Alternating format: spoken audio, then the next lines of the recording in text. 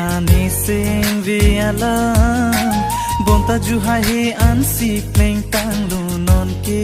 aseng kan pinian ke ni sing vi ke do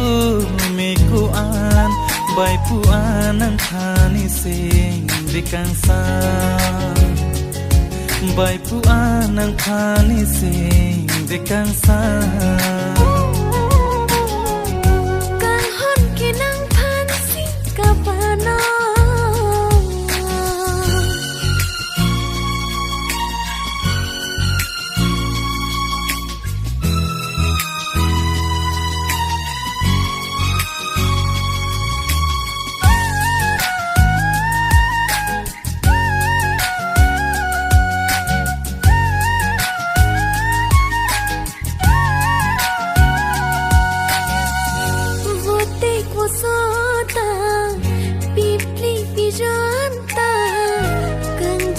Sing vi ka rong ka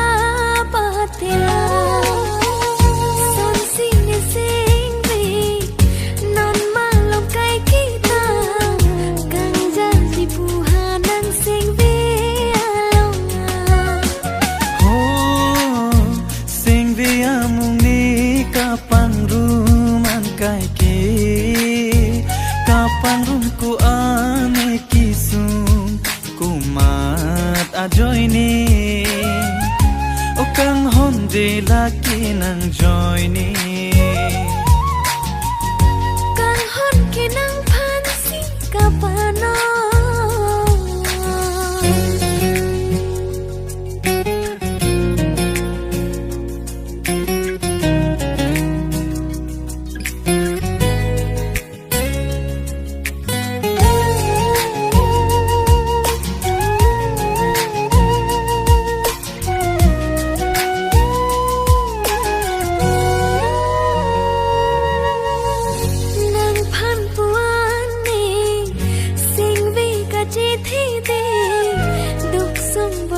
trong hitamin tati aho kakang hon kilong ki joy ki bontang ni kang hon ki nang phan prayuni lang roi kili ki jut lo pu che than the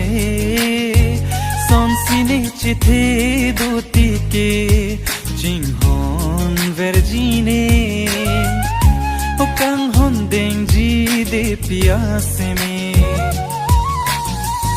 kang hon ki nang phan si kapano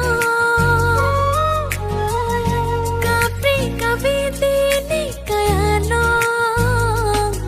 bonta nang si via kang hon kumata phan si kapano domang ni phan masapo kang hon chitong aling ka juji punan phani sing vi alam bonta ju hai he an si pleng tang lu non ke aseng kan pinian ke ni sing vi ke do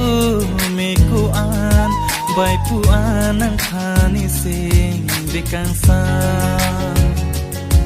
bai pu an ang phani sing vi kang sa